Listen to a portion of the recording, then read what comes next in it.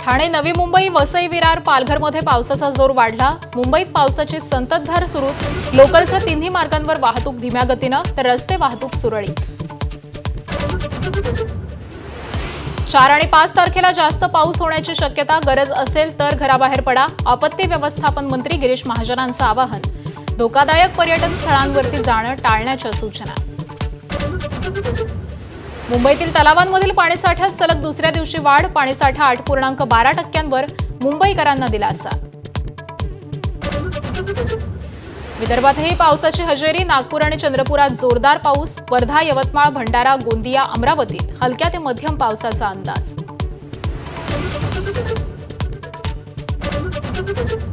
मराठवाड्यातील काही जिल्हे अजूनही कोरडेच। बीड आणि लातूरमध्ये पावसाच्या सरी।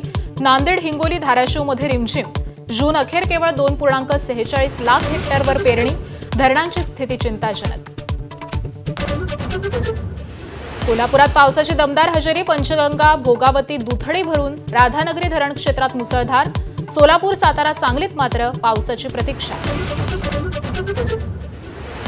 एसआयआरचं काम शिक्षकांवर टाकल्यामुळे शैक्षणिक वर्षाच्या सुरुवातीलाच अध्यापनावर परिणाम। माझाचा रिपोर्ट। उर्वरित शिक्षकांवर शेकडो विद्यार्थ्यांचा भार।